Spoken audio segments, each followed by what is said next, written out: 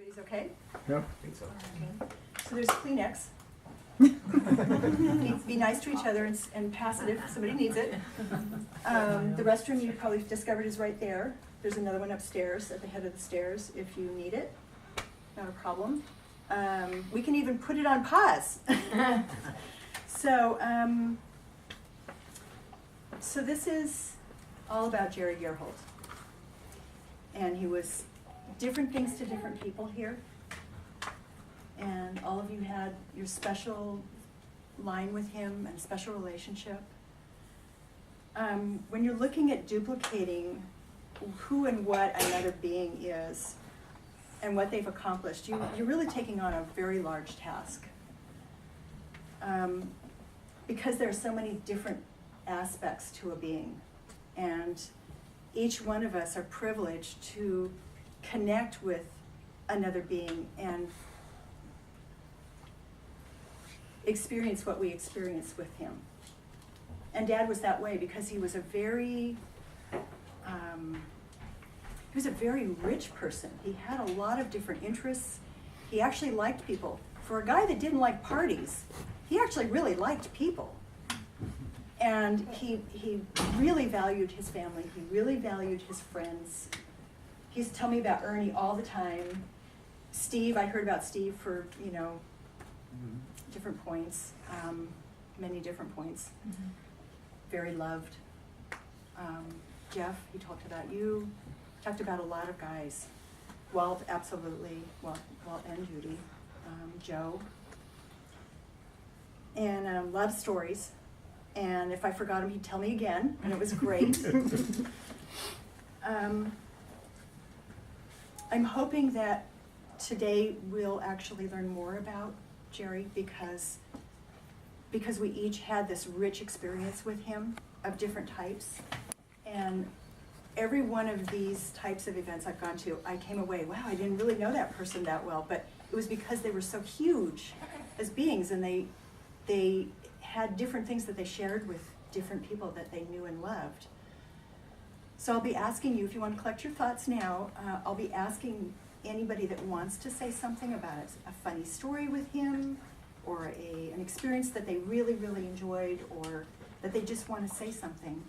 I will invite you to do that, all right? All right, so now I'm going to start with what I want to say, and that is, Jerre was a man who really loved being a man. He loved it. He loved everything about it. And when he was getting closer to leaving, I asked him, what about after this? And he says, I just can't accept that. And I said, okay, all right. So I finally came up with an angle on it, and I said, okay, so just thinking maybe if it were possible that you might live again, would you want to be a boy or a girl? And he said, oh, a boy, absolutely. I've been a very successful boy. So I went, great, that's perfect. He was a man, he was born in July of 1934. He grew up in an era when life seemed simpler and more straightforward. It was a time when the standard of a man's word and handshake could more generally be taken. He was very comfortable with that operating basis and most enjoyed the company of like-minded people, honest and straightforward.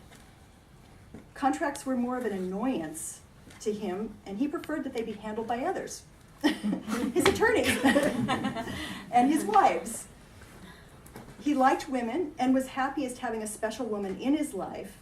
He had 3 wives, one at a time, and went into a large-scale time of creating with his last wife, Opal. Together, they fully renovated a thoroughly abused house in San Lorenzo and made it beautiful. They, along with his son Bill, built this house from the ground up and furnished it beautifully. He really liked guns, and he was a skilled marksman. He liked creating and repairing physical objects, and he loved motion. The faster, the better. He put a sticker on his car stating, "Life is short. Fly fast." And that is the way he best enjoyed life. Driving a fast car, riding a fast bike, starting with a bicycle all over the Bay Area, and then motorcycles, bigger and bigger motorcycles. Water skiing, flying planes, moving in space. He loved it. I think that's part of the reason he picked this spot, because there's just so much space. You look out and you have so much space right here, and you have it. He and Opal traveled quite a bit and particularly enjoyed Italy and the cruises that they took together. He continued to travel after her passing in October of 2012 and especially enjoyed Belize, as it reminded him of the USA of 50 years ago, where a handshake was enough. He had 3 children, 5 stepchildren, and it's not a miscount, Bob. 7 grandchildren, 6 and soon to be 7 great-grandchildren, and he met his newest great-grandchild, right there, Declan, in early May and was very happy to do that. He enjoyed the people in his life and worked to see the positive side of people and situations. This was his basic nature, to build on the positive possibilities and move life forward toward his goals. He achieved a great deal doing this. A very wise man once said, and I will paraphrase this, "A life well lived is one in which one accomplishes what he set out to do, and that other people are glad that he lived." He did accomplish what he set his mind to do, and I think many people are glad he lived. When he was told that he had stage 4 cancer in the lung and bladder in mid-March and that no treatment was recommended, Jerry considered this and said that he had a long and good life. He confronted his future with a calm courage. He was at peace and had done what he intended to do. He valued his family and friends and was ready to move on.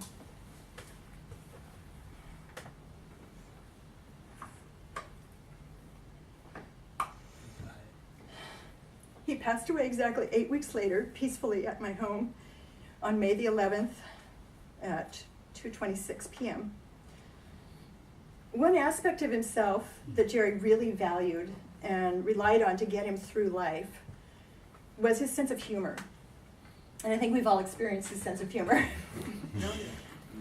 This stayed with him practically till the end of his life. Sometime in mid-April, I came home. I'm going to tell you a couple of stories. They're just sort of silly stories, but they're fun. I came home from work in mid-April, and I'd found that he was really tired from the day and had come home from here. He came over here each day with a caregiver because he loved it here. And he'd lain down, and he'd fallen asleep, and I could not wake him up. I could not wake him up. And it was dark in the room. And he had a medical device that I needed to make sure was in correct position and not just leave it like on the bed, like on his leg. So this does not make sense, but I was trying not to disturb him and wake him up. That's why I didn't turn on the light. So I'm struggling, trying to get his belt buckle off so I can get the pants off so I can reposition this thing. And he quietly wakes up, opens his eyes, and says, "Hello there."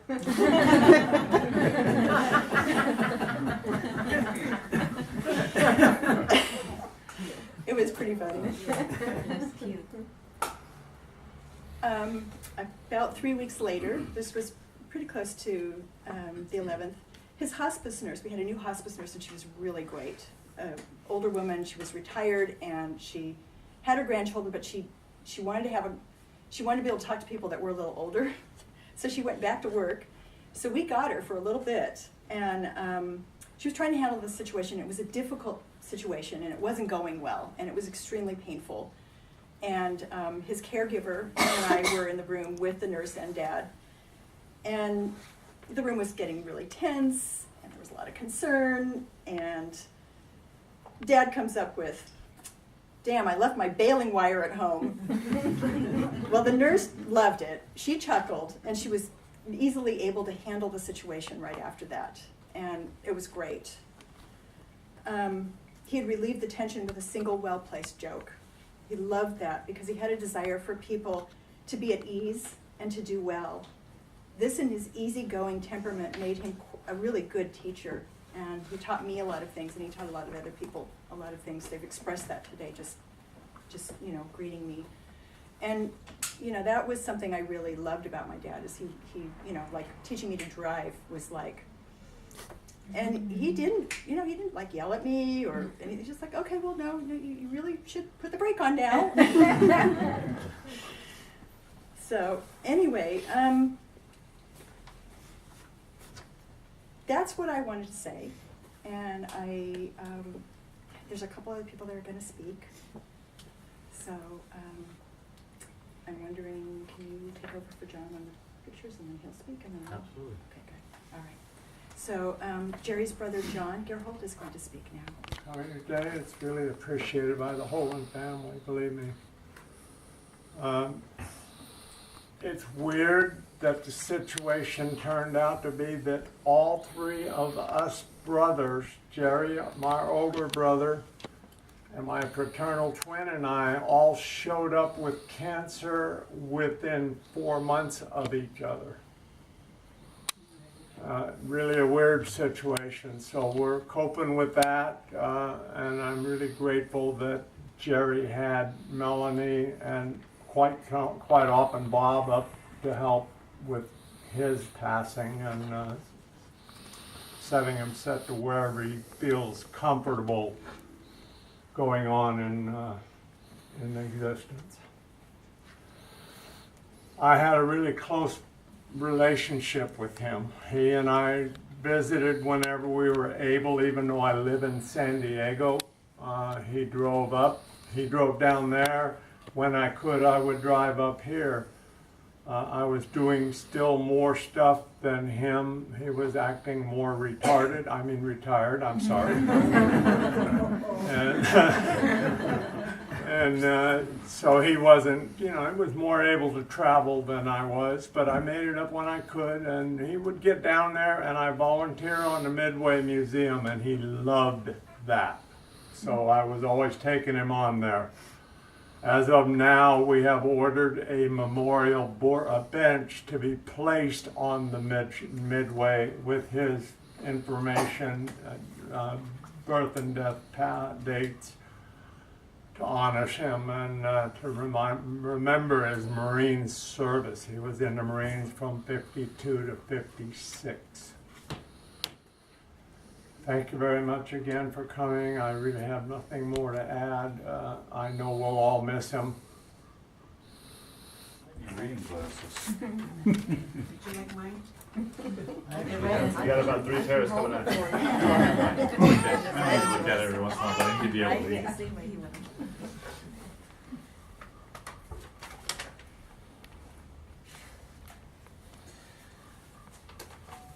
My dad, this is going to be harder than I thought. Thank you everybody for coming today. I really appreciate it. I know he would really appreciate it. I've thought about this a lot and thought about what I would want to say in talking about him. And I thought, as a boy, growing up with him was a very special time for me. It was a really good time. He taught me a lot, and one of the first things that we learned as his children was learning what that look meant. You who know him well know the look, and it doesn't matter whether you were his son or not, but you would say something that either he would not maybe agree with or maybe something else, and he'd kind of cock his head a little bit and give you that look. And you knew that maybe you should reconsider that position.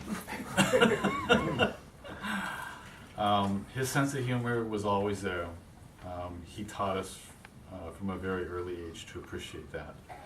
And I think that in his own way, he had always appreciated his father's outlook on life, and had appreciated that even with very few words you could convey an awful lot of meaning, and that you could also convey quite a bit of wisdom.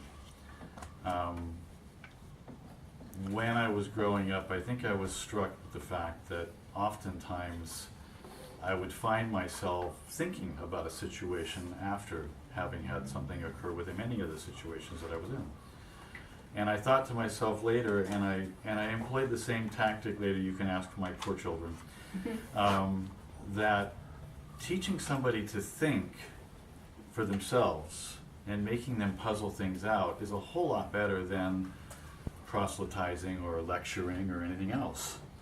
And if someone has the intellect too, then that child has a very good possibility of increasing their ability to problem solve and think and solve things in their life.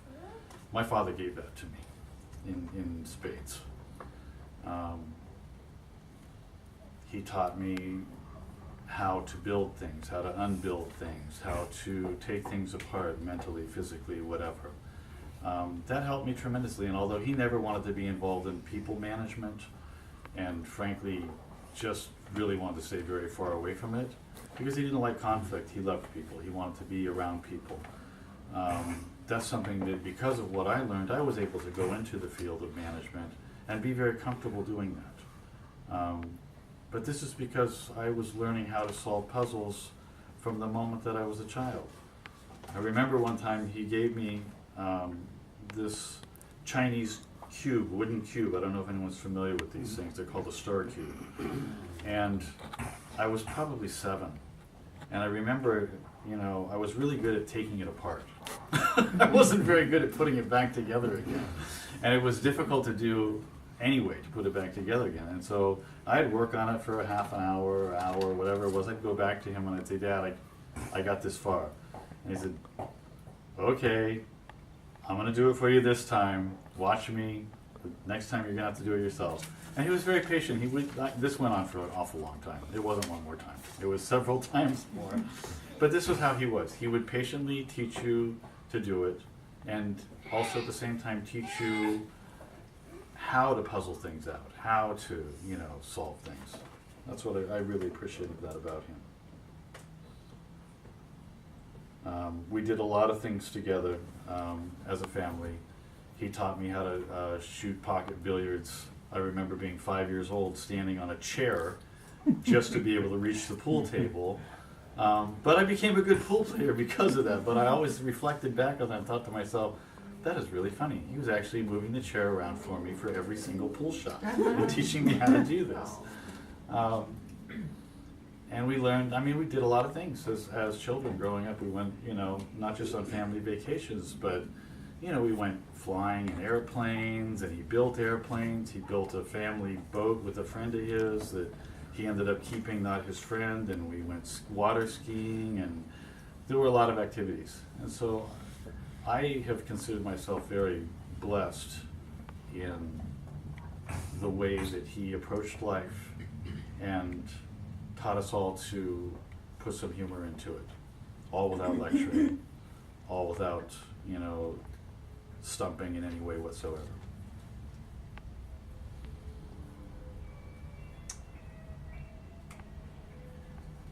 He, the spirit of play in our family was a big deal, I think, in many cases. And a good one, I'm going to embarrass my sister on purpose here. A good one is he enjoyed classical music. Now, here is a man who is not highly school educated, but yet he's teaching his children appreciation of classical music. He is a mechanic, and yet somehow he does all these amazing things in his life.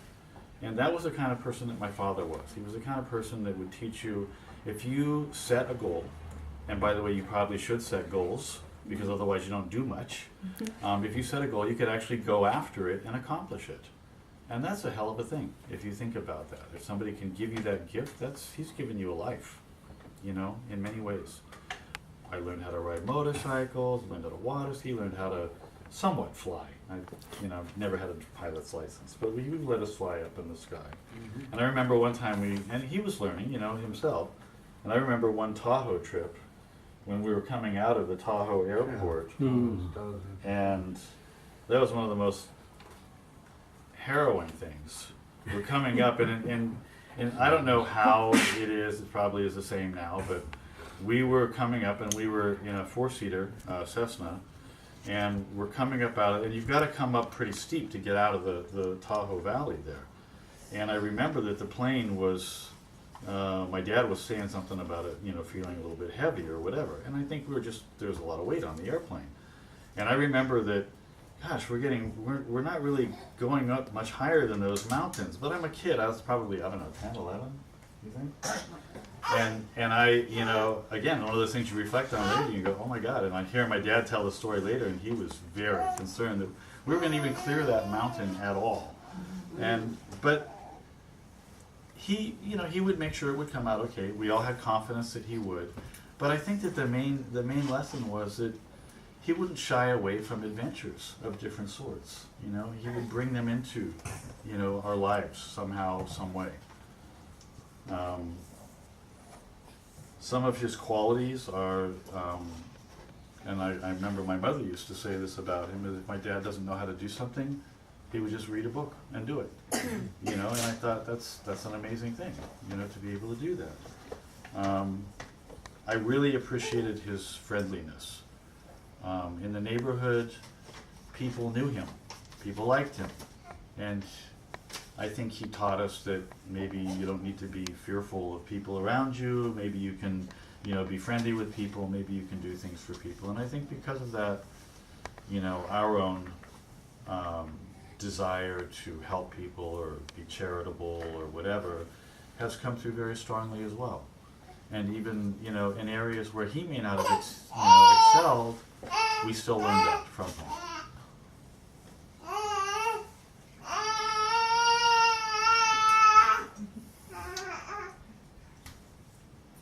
Those of you who know him well know that Opal was really the love of his life. And they had such a wonderful relationship together. It was very difficult to watch him after she was starting to have trouble after her strokes. He took care of her so well, and it was so hard, as anyone who has ever cared for somebody in a very disabled condition would know.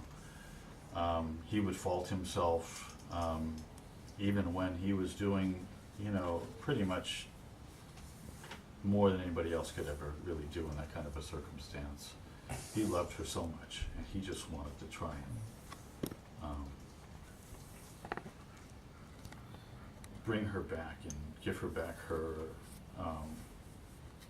you know, her life that she could enjoy, and he knew that she didn't have that. And it broke him up. And you know, he really never recovered from that. That was the hardest thing. So he still maintained being a very strong man. He would talk about it to us, but he was very resilient, and he was very strong, and he just continued on. He maintained his relationships with those around him instead of sequestering himself and becoming, you know, a recluse in any way. I think that's very admirable strength in anybody who goes through that. So I have a lot of admiration for him. He's very deeply missed. And I hope that, even though this is a tearful part of my talk here, I hope that all of us can really just take a step back and celebrate the very rich life that he did have, because he really did. And a lot of that richness is right here in this room with all the different people that he loved and associated with over the years. So I thank all of you for your parts in that. There are some very heavy contributors in this room to his life being a better life. And that's all I have to say. Thank you. Well, my name is Steve, and I met Jerry in '83. He came to Oakland Mitsubishi from Les Vogel, and as a mechanic, and we became friends. Walt came shortly after, about 6 weeks, I believe, so it was a kind of a trio. And I can just tell you funny stories of water skiing, going to Pismo Beach, riding sand rails and quads. There was one time we were going down there and the transmission went out in my truck, and we had a camper with a trailer, and that's when cell phones first came out. So called some friends that were down there. There was about 12 of them, and they came with the truck, hooked the trailer up, and we left the truck at a gas station and loaded the stuff up, and we still had our weekend slept in the back of the trailer, come back. Another time, I remember he came down and hit his tailbone and hurt his back, and he had to ride back in the truck in a foam pads that we slept in, and things that people didn't know, but it's just the funny things that you go through. But as Bob said, as soon as he was up and walking, he said, when we going to Pismo? You know? So, and another time, as you talk about flying, we went up to Reno, and I went with him. We drove up to an air show, and that was a friend of his named Scott Allaire, who entered his plane in a flight race. We were sleeping in the Odyssey van on the foam pads, and we're in John Esquaga's Nugget parking lot, and it's really hot in September, and he goes, you know, it's awful cozy in here. And I said, yeah, if you had blonde hair and a sweeter voice, it'd be nice right now. And he laughed so hard. I thought, so, as you say, his humor that he put kind of came back on, you know, on both ways. And, you know, water skiing, and if I had questions, he had an answer for them. And, you know, at 55, he said he's going to build a house, and he sure did. And it's right here. So I think everybody has a story, and interesting, and you just got to enjoy, and just every day take and do something positive in your life, and enjoy every day, because you don't get that day back. And thank you. So anyone else that wants to speak?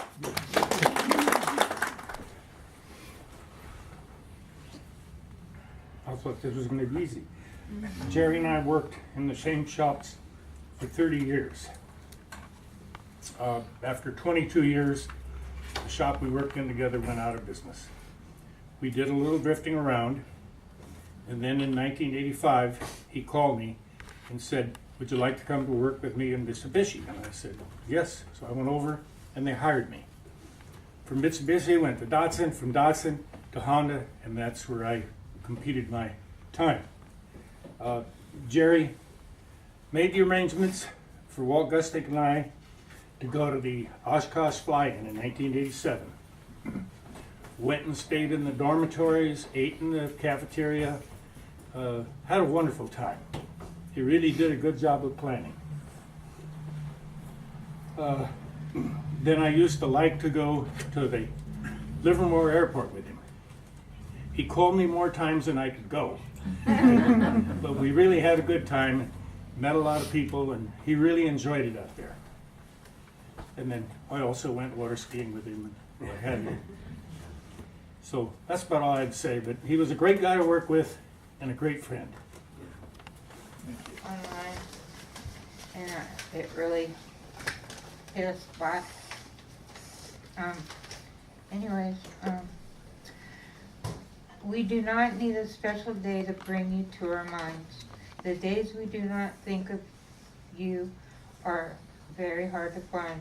Each morning when we awake, we know that you are gone, and no one knows the heartache as we try to carry on. Our hearts still ache with sadness, and secret tears will still flow. What it meant to lose you, no one will ever know. Our thoughts are always with you. Your place no one can fill. In life we loved you dearly. In death we do still love you still. There will always be a heartache, and often a silent tear, but always a precious memory of the days when you were here.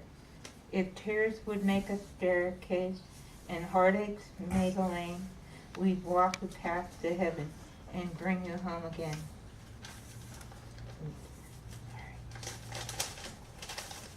We hold you close within our hearts, and there you will remain to walk with us throughout our lives until we meet again.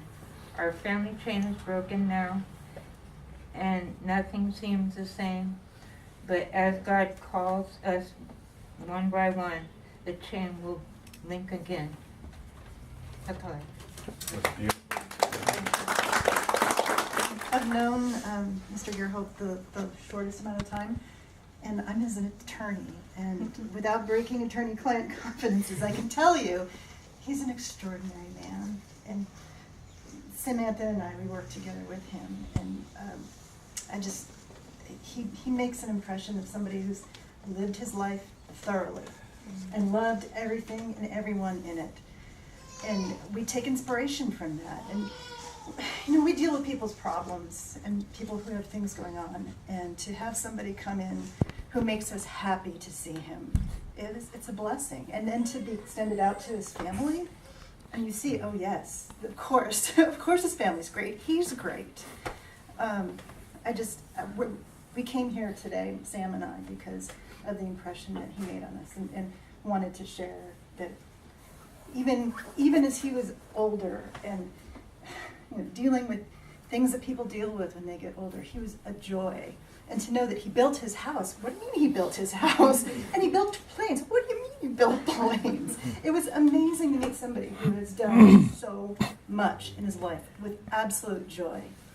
But not in a, you know, blazing way, in a very calm and quiet, sincere way.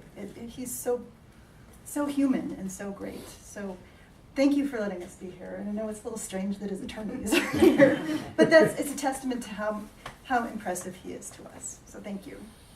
Thank you. Gerholdt, less than you, Kathy. I came in afterward.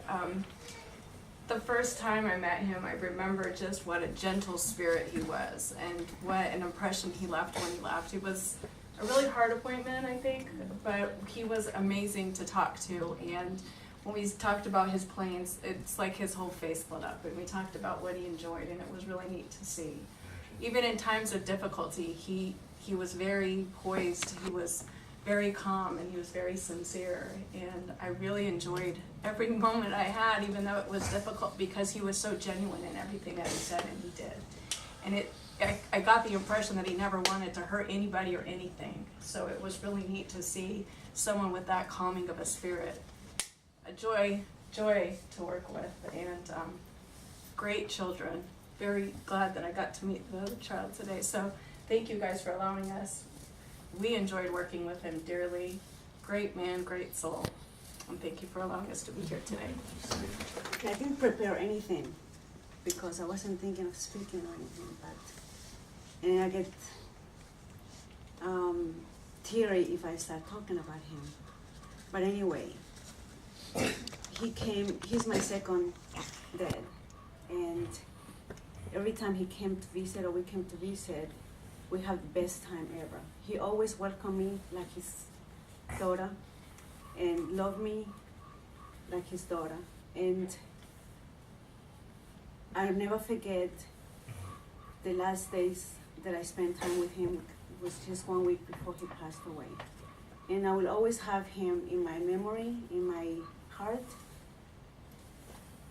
The joy that I saw in him. And never forget the good times that we had when we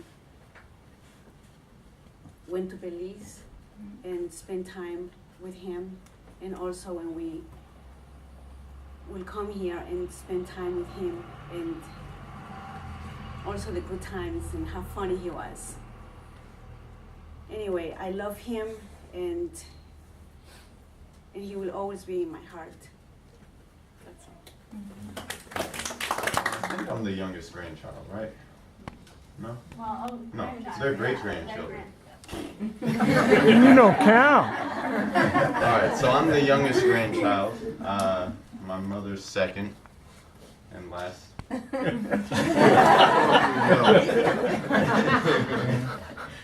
don't like being last place. First.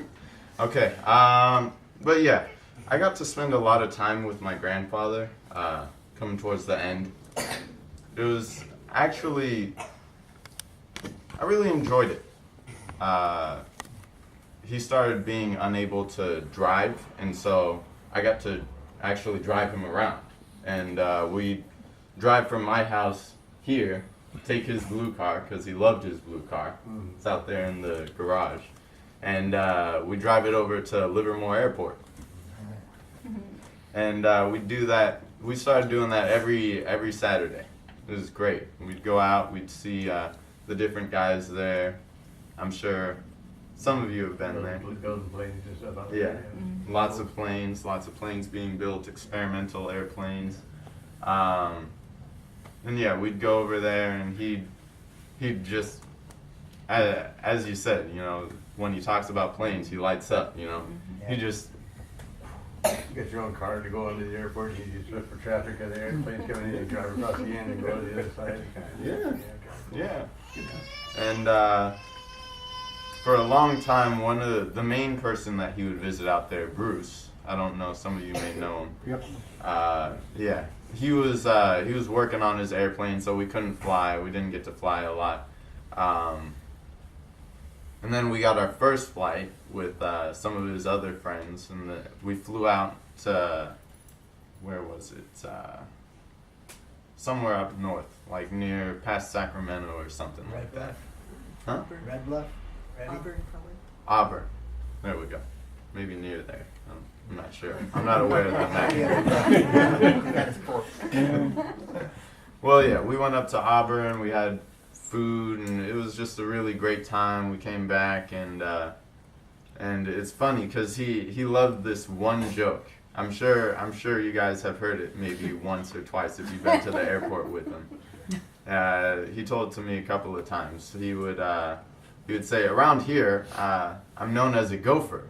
I'm like, what does that mean? He was like, oh yeah, you know, Bruce says, get that wrench. I go for this, I go for that. And yeah, he was just... The guy with no legs? Yeah. Yeah. He didn't Yeah. stop him. He'd climb up in the plane with his arms, and he lost him in arm. Yeah. Building planes. Yeah. Yeah, so I mean, it really, like you guys said, I mean, it's been kind of repeated throughout. He just really had that sense of humor and a really genuine care for people. And it didn't matter what part of his life you met him, he was always telling jokes, always... Gerholdt sense of humor. Yeah. Yeah, he just... I'm sure he really cared for everyone in this room.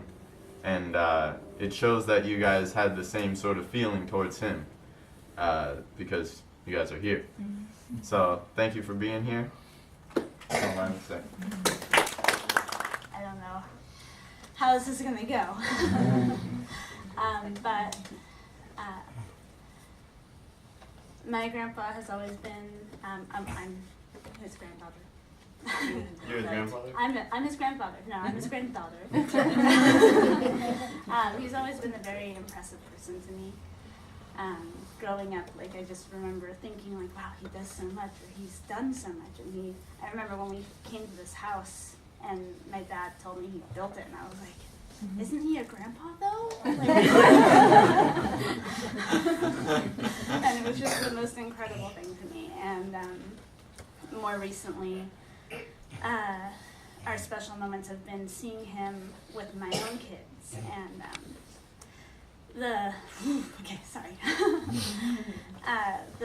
the love and the bond that they have.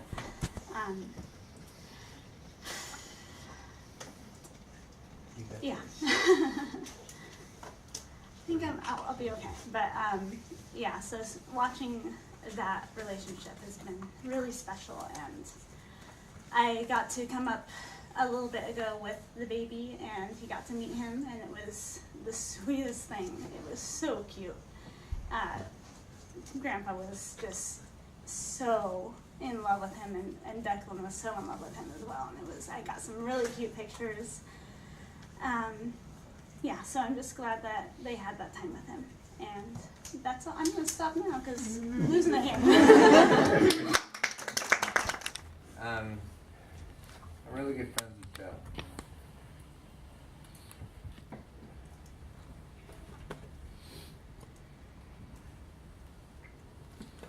And I feel really bad because I know how it's affecting him.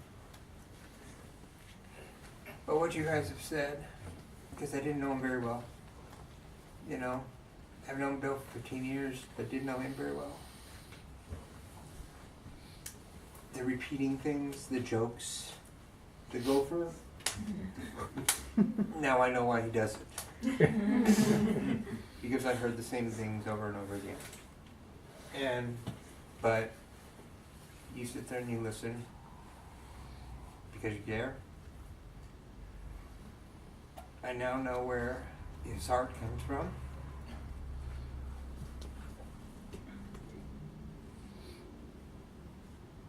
I just felt really bad for all of you.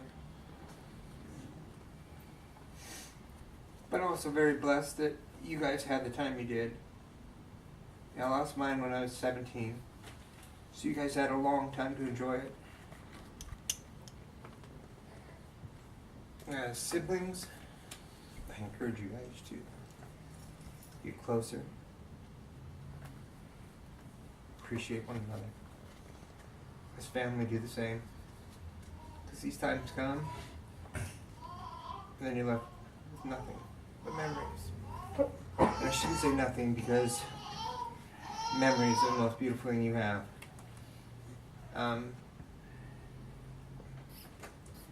can honestly say it's probably because of his dad, probably and his mom. I didn't know her, but he's got the biggest heart of anybody I know. And it seems like meeting the brother and knowing the sister goes hand in hand. So, last time I talked to him was, why do you want to cross the line when he was at your house? I came to check for Bill. I wanted to give him his decency, his respect. But the airplane thing over here, man, we sat in here for like 2 hours. You know I was an A&P mechanic. And all of a sudden I start talking about Denver and the pilots and, you know, things that I know. And he turned his head like looking at me going, almost like wanted to look at Bill like, so he's not an average dummy. You know, he knows a few things. Yeah, we had a really good conversation, and it's right. Anytime the planes, I've heard it a few times. You've said it too. When the planes are brought up, he perked up. He snapped out of whatever he was in at that second. And, you know, we can all learn something by living a life like he did, from everything I've heard. So, that's pretty much it. And I don't know if he was going to step up and say anything, so I wanted to say something for him. But God bless all of you. In the mid-70s, and I admire him a lot because he was adventurous and took on numerous projects that I would not dare to do. And he was a very good friend, a great man, and I shall be missed, and I'm glad to meet his family. So, thank you for inviting me. I'm not alone. This is a great support group for the family. I'm pretty sure I probably have known Jerry longer than most people here. He was my big brother. My sister and him started a fantastic family, and I've got to see each one of them born, grow up, mature, and I think the family is one of his greatest accomplishments. And he's right. Well, other than ourselves are more important than what we do in life. It's how you've helped others and brought them to their fullest potential. And he did it with a grace and gentleness and love for actually wanting that for that person with no self-gain. And it's fun to be around. And I can also attest to his skill in teaching Bob his pull skills. Just beat the pants off me. And he couldn't even see over the edge of the pool table.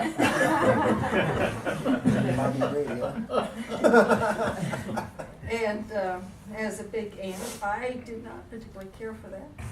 Bill was underneath the table playing with his toys. And Debbie was there laughing on the stairs. So, but we all had fun. And even when we had our family meals, there wasn't a dull moment between families. I can remember Roy saying, "This is Jerry's dad. Grace, pass the rolls." And my mother picked up the bowl, picked up one, and just... So there was a lot of fun in the family. There was a lot of love in the family. And he loved his motorcycles too, besides just planes. I remember him being proud of one motorcycle, and he drove it over to the house. And my mom and my dad and myself come out and look at this motorcycle. And who knew, but my mother hopped on the back and they all took a ride around the block.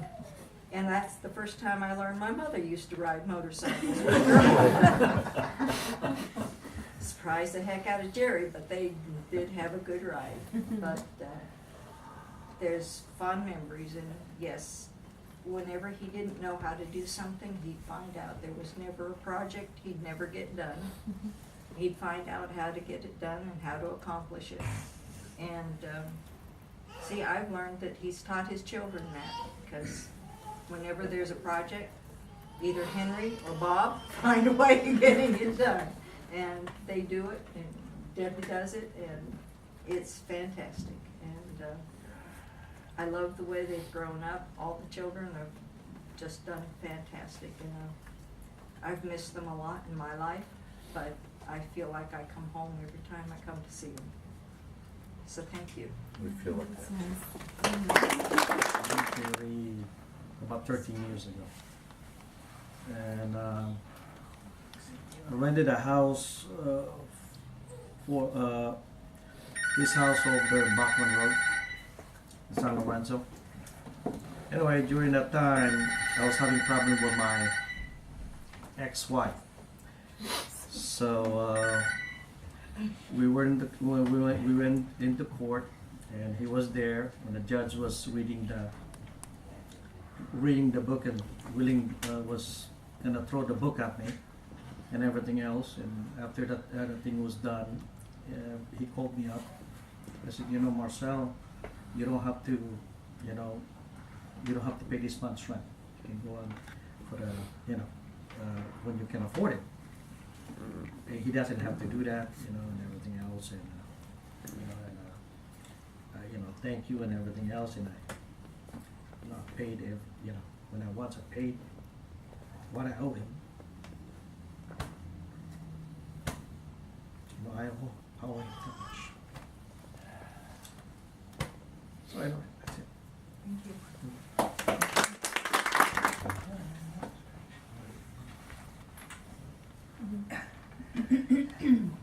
Dick has a lot of big shoes to fill, and he'll never be able to fill them because he had a great father.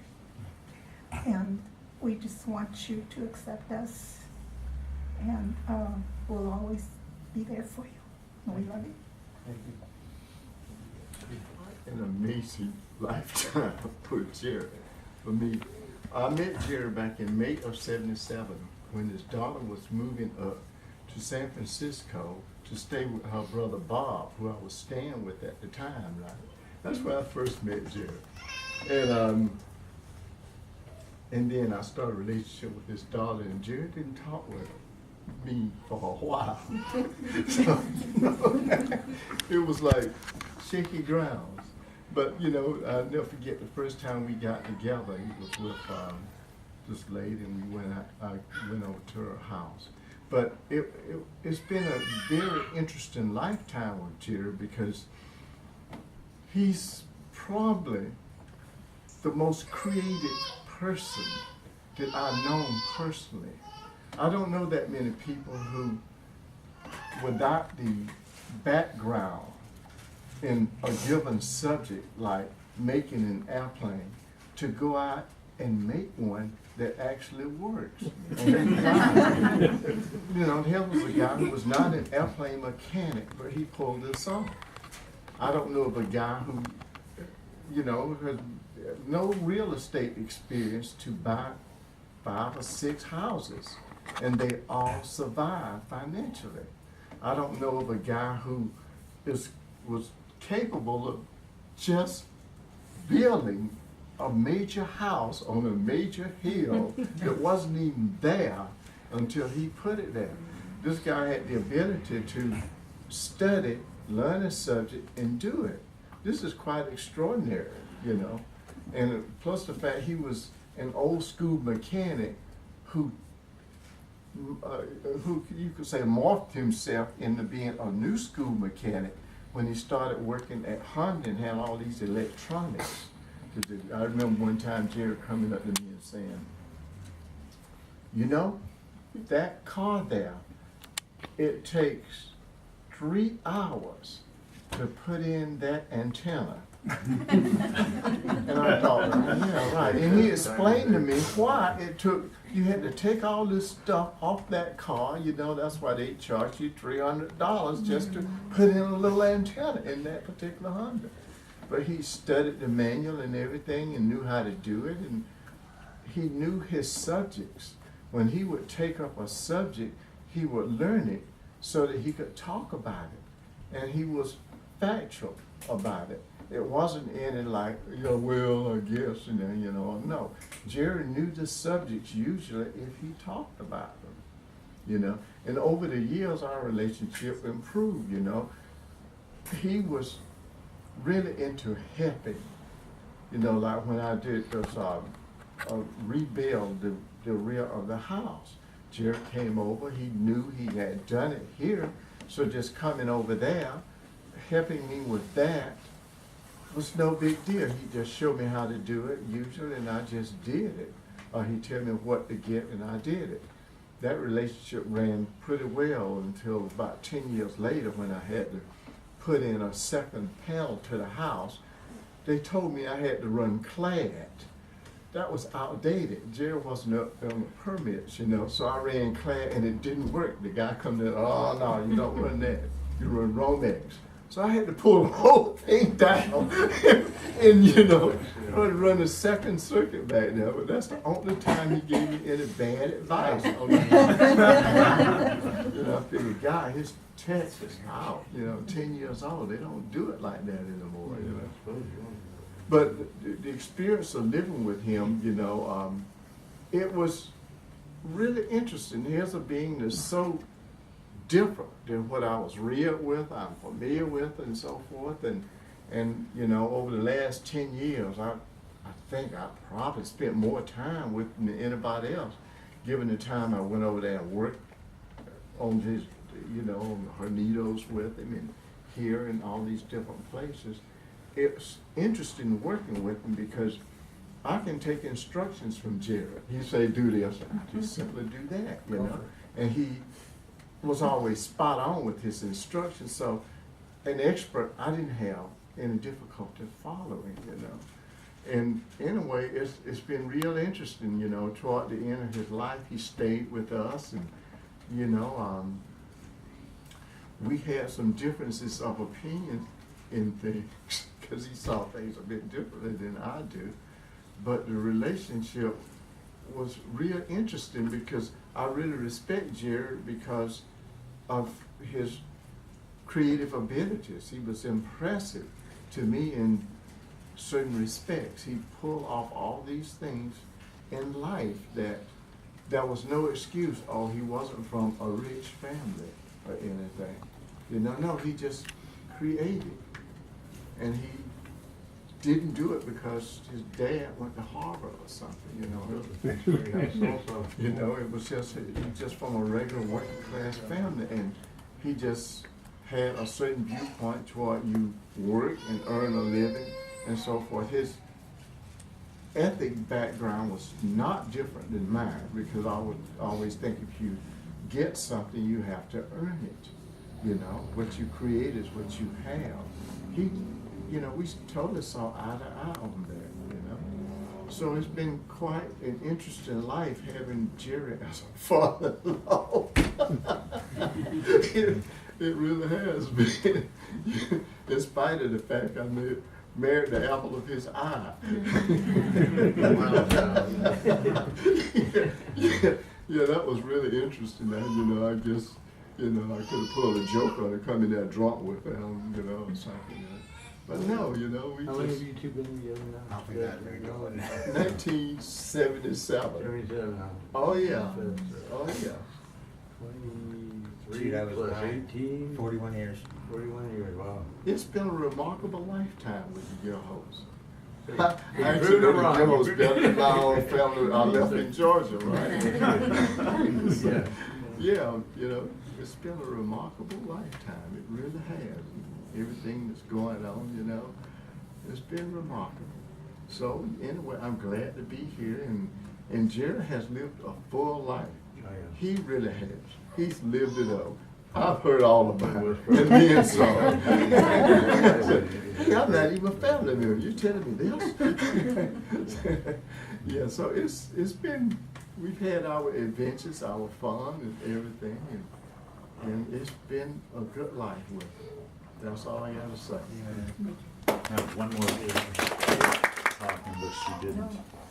And it's just something to leave all of our talking on a very positive note in the spirit of my father and the spirit of play that my father had in his life. And the fact that he carried it with him all the way to the end. As Tati said, we came up and saw him, and it was right around a week before he passed. And we're having a little bit of he was having a little bit of difficulty, you know, eating and wanting to eat and that sort of thing. We realized, Melanie had told us that he really liked hamburgers, so we thought, well, let's try and see if we can get him to, you know, eat a hamburger. And Tati took it upon herself and said, well, you know what, I'm gonna feed him this hamburger.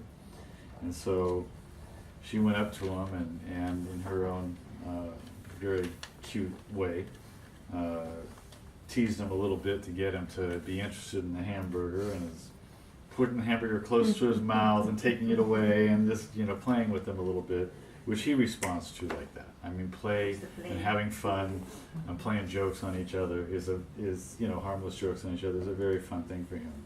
And the next thing I knew, I turn around and she's feeding him a French fry, and he's pretending like he's going to bite her finger off. And that was my father in a nutshell. He was always there to have fun and make the environment around him, you know, a better one. So I really appreciate that. That's all. What you hear talk about him is just a reinforcement of what a blessing this man was in everybody's life.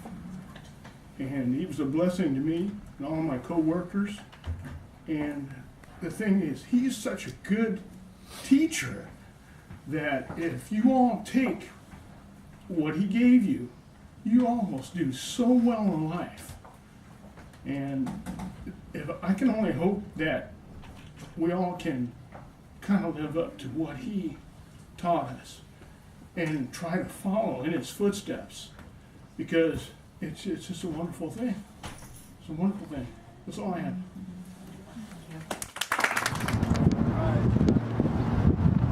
Good night, Jerry.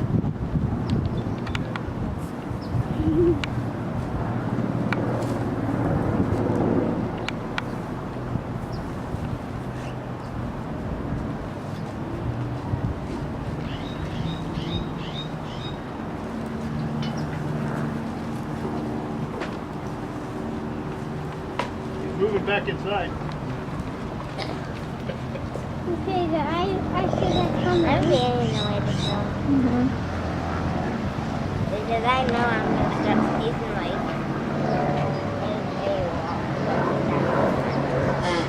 You know, take a little bit of move this.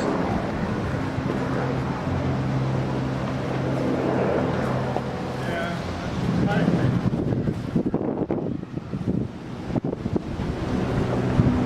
Oh, good. I know it is. Yep.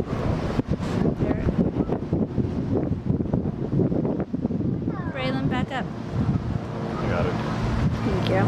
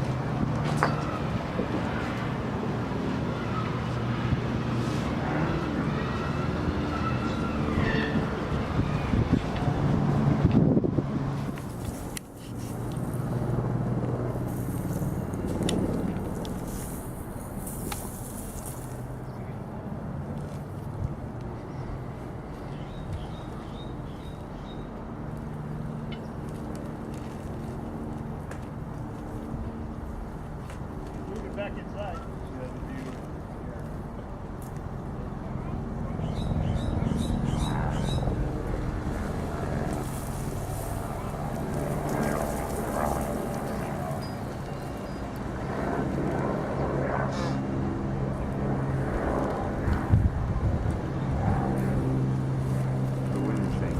Yeah, it doesn't surprise me out here. It tends to go in circles.